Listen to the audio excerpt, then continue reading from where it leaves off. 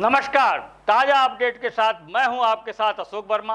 आप देख रहे हैं टीवी 20 न्यूज। आइए शुरुआत करते हैं तमाम क्षेत्रों की विशेष खबरें। बने रहिए हमारे साथ। आजमगढ़ में शहर के रोडवेज स्थित एक होटल में IME के पदाधिकारियों ने राजस्थान के दौसा जिले की महिला डॉक्टर अर्चना शर्मा की आत्महत्या के मामले को लेकर प्रेस वार्ता की। प्रेस वार्ता के पूर्व चिकित्सकों ने 2 मिनट का मौन रखकर मृतक के आत्मा की शांति की प्रार्थना की।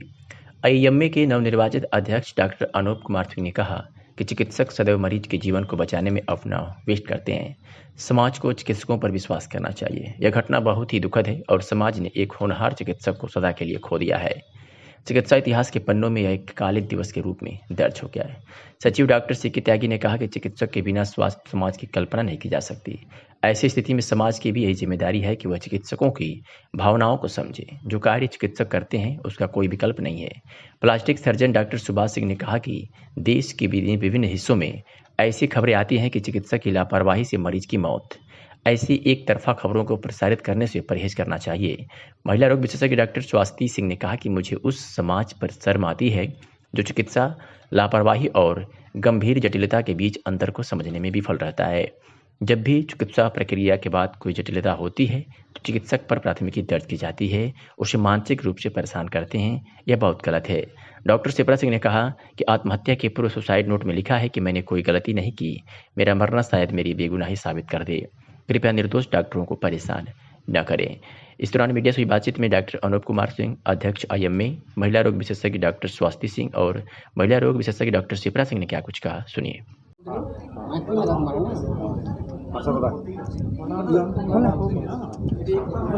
राजस्थान में दौसा एक ज़िला है जहाँ पे डॉक्टर अर्चना शर्मा ऑब्स्टेट्रिक्स की प्रैक्टिस करती थी। तो इनके पास एक पेशेंट आया जिसके 3 डिलीवरीज हो चुकी थी। ये चौथा डिलीवरी होनी थी। तो उस दौरान इनको जब डिलीवरी हो गई तो उसके बाद इनको PPH होने लगा। PPH कहते हैं पोस्टपार्टम हेमरेज। पोस्टपार्टम हेमरेज का होता है कि प्रेगनेंसी के डिलीवरी के बाद ब्लीडिंग को हम लोग PPH बोलते हैं। तो वो होने लगी। तो उसके बाद इनको ये रेफ़र करने की जो स्थिति थी वो तो नहीं बन पाई और इसको रेफ़र करने का कोई फ़ायदा भी नहीं होता क्योंकि वो फिर पेशेंट वाकई मर जाती है। तो इन सारे डॉक्टर्स ने, उनके हस्बैंड भी डॉक्टर हैं, तो उन्होंने इसको ऑपरेशन थिएटर में ले जा कर के उसको बचाने की कोशिश की, लेकिन वो अल्टीमेटली नहीं बच पाई। उसके बाद पेशेंट को जो उनके परिजन थे उनकी रिक्वेस्ट पे उनके गांव भेजा गया और उसके बाद फिर पता नहीं किन लोकल लीडर्स के दबाव में आ करके वो पेशेंट को वापस हॉस्पिटल में लेकर के आए और सड़क पे रख करके चक्का जाम करने लगे और उन्होंने फिर पुलिस और प्रशासन से अपनी कंप्लेंट कही और उसके बाद फिर उनके ऊपर जो डॉक्टर थी उनके खिलाफ जो कहा जा रहा है कि 302 की धारा लगाई गई। और उसके बाद फिर जब उन्होंने उसको नेक्स्ट डे अखबारों में पढ़ा तो उन्होंने फिर सुसाइड कर लिया। बाकी चीज़ें डॉक्टर शिप्रा सिंह। तो आप लोग क्या कर रहे हैं इसमें? हम लोग तो आपको ये बताना चाहते हैं कि जो प्रेगनेंसी होती है वो और उसके बाद जब डिलीवरी होती है और डिलीवरी में दोनों तरह की, नॉर्मल डिलीवरी हो या सीजर सेक्शन हो, दोनों के बाद ब्लीडिंग के बहुत ज़्यादा चांसेस रहते हैं। तो 95% में तो केसेस में डिलीवरी के बाद या सीजर के बाद यूट्रस कांटेक्ट कर जाता है और ब्लीडिंग नहीं होती है, लेकिन कुछ में ये घातक बन जाती है और इतनी घातक बन जाती है कि हमारी जो इलाहाबाद मेडिकल कॉलेज की एक प्रोफेसर थी उनकी खुद की डेथ हो गई थी। उनको भी इलाहाबाद मेडिकल कॉलेज के डॉक्टर्स नहीं बचा पाए थे। तो यही हम बताना चाहते हैं कि जो डॉक्टर होता है वो तो पेशेंट को बचाना चाहता है और मैक्सिमम वो कोशिश करता है, तो लेकिन कभी कभी अब अपरिहार्य कारण हो जाते हैं कि वो नहीं बच पाता है। तो इसमें हत्या तो नहीं बनती है। हत्या क्या बनना है? कुछ भी नहीं बनता है। कुछ भी नहीं बनता है। हाँ हाँ, इसे कॉमन कॉम्प्लिकेशन ऑफ प्रेगनेंसी। जी, एसोसिएशन क्या कर रहा है इसके लिए? एसोसिएशन अपना विरोध प्रदर्शन कर रहा है, यही जानना चाहते हैं कि उनके खिलाफ जो 302 की धारा लगाई गई थी वो नहीं लगानी चाहिए थी। और इस तरह से देखिए दो बातें हैं इसमें। खाली एक जगह नहीं हो रहा है, ये ऑल ओवर इंडिया हो रहा है कि कुछ भी हॉस्पिटल पे हो जाता है तो hospital guilty. Road side accident हुआ, मर गया जाके अस्पताल में, अस्पताल की गलती। जी मैं ये कहना, रोड के गड्ढे गलती नहीं है, अस्पताल में जाके मर गया वो गलती। तो मतलब आप लोग यहाँ पर विरोध कर रहे हैं, यही मतलब इसका है। डॉक्टर अर्चना वाली जो घटना हुई इसको आईएम ने किस नजरिए से देख रहा है और क्या आपकी आने वाले भविष्य में आप लोग क्या उम्मीद कर रहे हैं? डॉक्टर अर्चना की जो मैं तो ये कहूँगी कि उन्होंने सुसाइड नहीं कमिट किया है, डॉक्टर अर्चना की हत्या हुई है। और ये हत्या जो है उन लोगों ने की है जिन लोगों ने, हमारे समाज में कुछ ऐसे लोग हैं, अब उनका नाम अलग से नहीं लिया जा सकता, लेकिन फिर भी जिन लोगों ने उनको फोर्स करके अपनी सुसाइड कमिट करने के लिए फोर्स किया है। क्योंकि डॉक्टर अर्चना ने जो कार्य किया, उन्होंने अपने पेशेंट को देखा भली भांति, वो एक कॉम्प्लिकेटेड केस था, उन्होंने उसका ऑपरेशन किया जैसे कि ज़्यादातर सब डॉक्टर्स करते हैं। इसमें कोई जो जिस कारण से उस मरीज़ की डेथ हुई वो पोस्टमार्टम हैमरेज था। और पोस्टमार्टम हैमरेज जो है, ये डॉक्टर्स, हम डॉक्टर्स नहीं कह रहे हैं, ये WHO की स्टडीज़ हैं कि पोस्टमार्टम हैमरेज जो है वो सबसे कॉमन कारण है मैटरनल डेथ्स का। WHO कहता है कि 1,25,000 औरतें हर साल पोस्टमार्टम हैमरेज से मरती हैं। और मैटरनल मॉर्टेलिटी जो होती है वो कई कारणों से होती है, इन्फेक्शन से, इन सब से, एक्लेम्शिया से, लेकिन सबसे बड़ा कारण जो है पोस्टमार्टम हैमरेज है।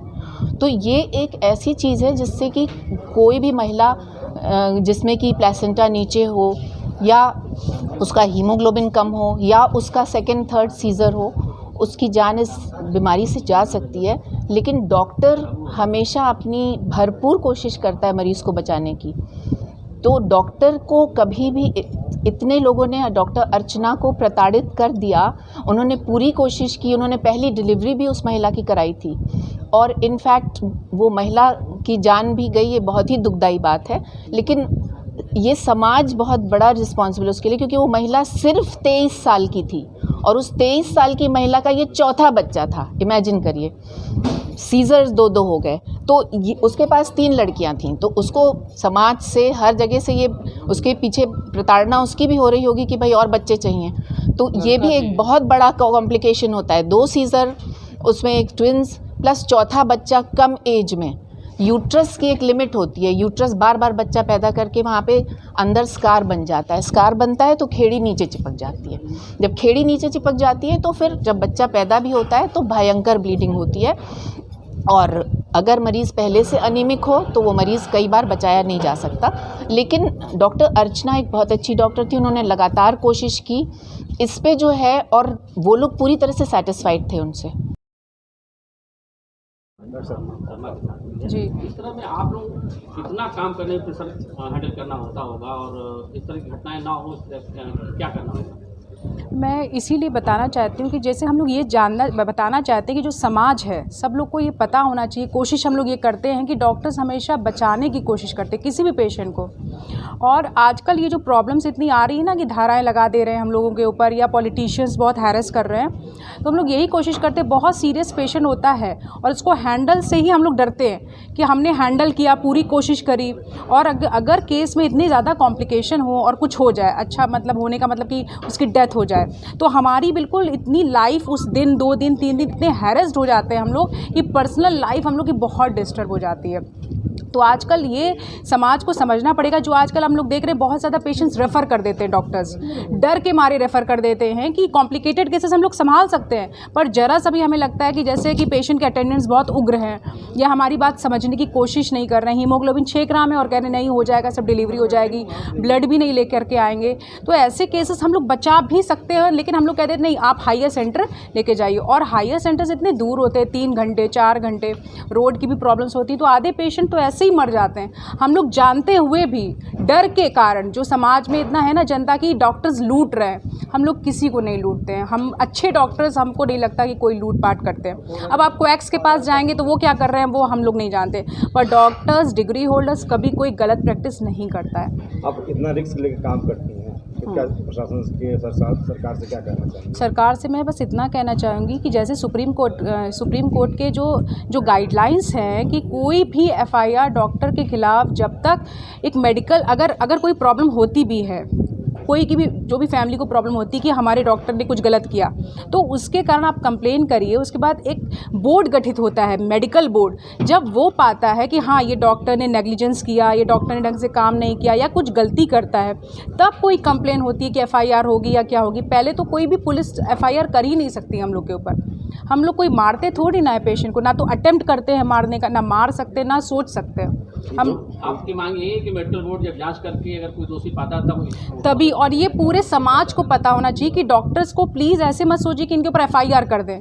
और पुलिस अगर जनता अगर कोई भी फैमिली है और वो अगर प्रेशराइज भी कर रही है, तो police plus politicians plus media लोगों से भी मेरी यही गुजारिश है, प्लीज़ उनको बताइए कि पहले मेडिकल बोर्ड गठित होगा, उसमें अगर कुछ प्रॉब्लम निकलती है तो हम तैयार हैं एफआईआर के लिए, लेकिन उसके पहले हमें हैरेस नहीं करें या किसी भी डॉक्टर को हैरेस ना करें, क्योंकि हम बहुत ही अच्छी तरीके से हम लोग कोशिश करते हैं हमारा पेशेंट बच जाए।